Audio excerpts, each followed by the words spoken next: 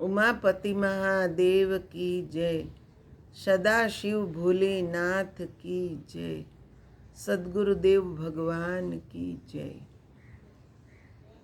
आत्मिक बंधुओं एवं आदरणीय माता बहनों, आज मैं आपको 16वां अध्याय सुनाने जा रही हूँ। आप उसको बड़े प्यार से सुने और उस पर मनन चिंतन करें। देखिए, 15वें अध्याय में यही बताया कि माता जब अपने पुत्र के अवगुणों को छिपाती है, उसका परिणाम क्या होता है, वह अब हम 16वें अध्याय में ब्रह्मा जी के द्वारा सुनेंगे। ब्रह्मा जी ने कहा, हे नारद, जब भी गुण निधि का पिता अपनी पत्नी से पुत्र के विषय में पूछता, वह इसी प्रकार टाल दिया करती थी। इस प्रकार यज्ञदत्त अपने पुत्र के अवगुणों को न जान सका और वह बहुत दिनों तक उसी प्रकार दुष्कर्म करता रहा। जब उसकी अवस्था 16 वर्ष की हुई तब उसका विवाह कर दिया गया। पत्नी भी पतिव्रता, शीलवती एवं सर्वगुण संपन्न मिली। गुणनिधि को ऐसी पवित्र पतिव्रता पत्नी प्राप्त हुई, फिर भी वह अपनी कुसंगति एवं दुष्कर्मों को न त्याग सका। उसकी माता सदैव सदुपदेश देती तथा भिन्न भिन्न प्रकार की कथाओं द्वारा उत्तमोत्तम दृष्टांत देती हुई कहती, हे गुणनिधि, तुम ही हमारे एकमात्र पुत्र हो, इसलिए इन दुष्कर्मों को त्याग दो। तुम्हारे पिता अत्यंत क्रोधी प्रकृति के हैं। वह अभी तुम्हारे अवगुणों को नहीं जानते, क्योंकि मैंने उन्हें पूछने पर भी उन्हें नहीं बताया है। इसलिए तुम अभी तक उससे निर्भय हो।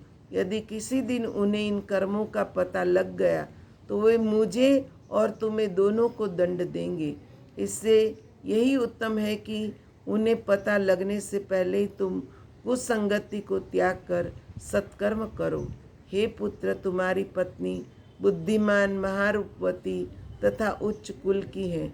उसी प्रकार तुम भी गुणवान तथा उच्च कुल के हो। ऐसी पत्नी के साथ सुख से अपना जीवन व्यतीत करो। अपनी स्त्री का त्याग करना महापाप है। तुम पिता के धर्म पर चलो, नहीं तो सारा संसार तुमको बुरी दृष्टि से देखेगा। तुम मुझको तथा अपने पिता को क्यों लज्जित करते हो? तुम अन्य घरों के लड़कों को देखो, वे नित्य वेद पाठ करते हैं।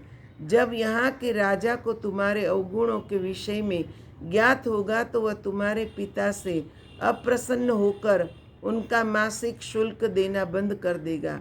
अभी तो लोग यह कहकर टाल देते हैं कि तुम यह अवगुण के कर्म लड़कपन के कारण करते हो, परंतु अवस्था बढ़ जाने पर सब लोग तुम पर हंसेंगे तथा व्यंग्यपूर्ण तानों से कहेंगे कि अब तुम्हारा कुल अति अपवित्र हुआ।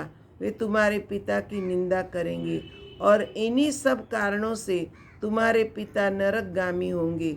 सब लोग इसका दोषी मुझी को ठहराएंगे। वे कहेंगे कि इसी ने पाप कर्म से गर्भ धारण कर ऐसा पुत्र उत्पन्न किया है, क्योंकि तुम्हारे पिता निष्पाप हैं। वे वेद एवं धर्मशास्त्र के ज्ञाता है। मैं भी अपने पति के सिवाय और किसी पुरुष को नहीं जानती तथा निष्पाप होकर गृह कार्य में संलग्न रहती हूँ, परंतु यह सब भगवान की इच्छा है कि मेरे गर्भ से तुम जैसा दुख देने वाला कुपुत्र उत्पन्न हुआ है।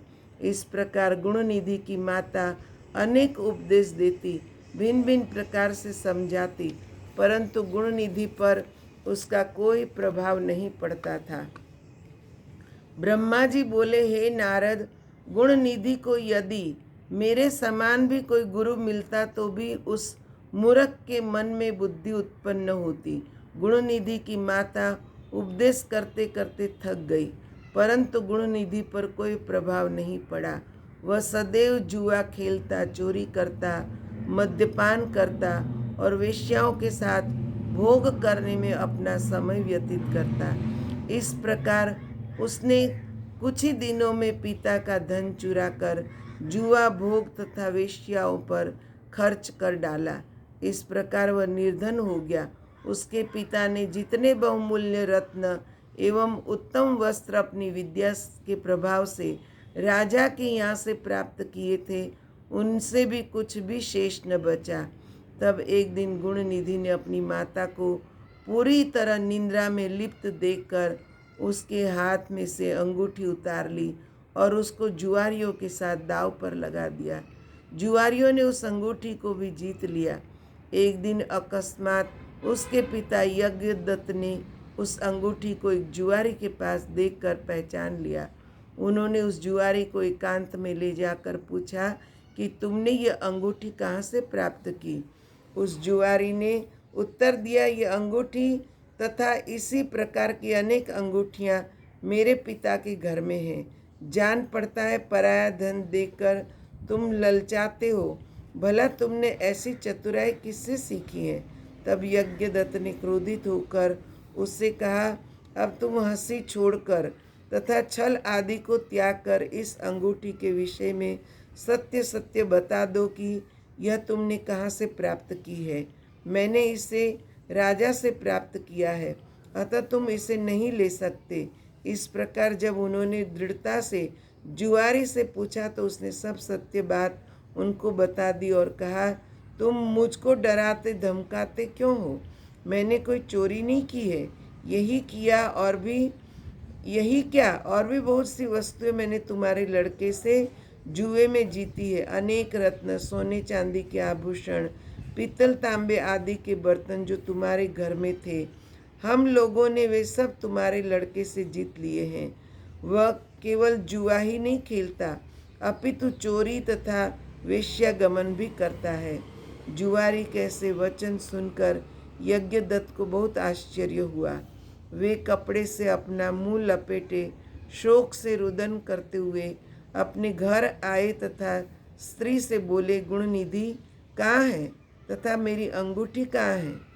उनकी स्त्री ने यह सुनकर भयभीत होकर बड़ी चतुराई से उत्तर दिया, इस समय मैं अनेक कार्यों में व्यस्त हूँ।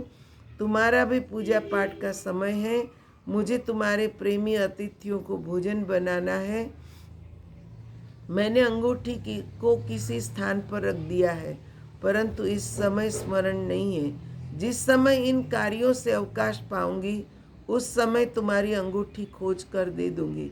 यज्ञदत्त यह सुनकर क्रोधित होकर बोले, हे कपूत की माँ, छल वार्ता में चतुर, मैंने जिस दिन भी तुमसे यह पूछा कि गुणनिधि कहाँ है, तभी तुमने यह उत्तर दिया कि यह अपने साथियों सहित विद्या अध्ययन के लिए पाठशाला गया है। अच्छा, यदि अंगूठी नहीं मिलती तो अन्य वस्तुएं मुझे लाकर दिखाओ। अब तुम पुत्र मोह को त्याग दो, क्योंकि कुपुत्र किसी प्रकार का सुख नहीं पहुंचा सकता। अब मेरी इच्छा बिना पुत्र के रहने की है। मुझे ऐसी संतान की आवश्यकता नहीं है। अब तुमको यही उचित है कि हाथ में कुश एवं जल लेकर लड़के के नाम तिलांजलि छोड़ो। जब तक मैं यह न कर लूँगा तब तक भोजन ग्रहण न करूँगा। गुणनिधि की माता अपने स्वामी के ऐसे वचन सुनकर उनके चरणों पर गिर पड़ी तथा क्षमा प्रार्थना करने लगी। कुछ देर के पश्चात यज्ञदत्त का क्रोध भी कम हो गया। 16वां अध्याय संपूर्ण। ओम नमः शिवाय।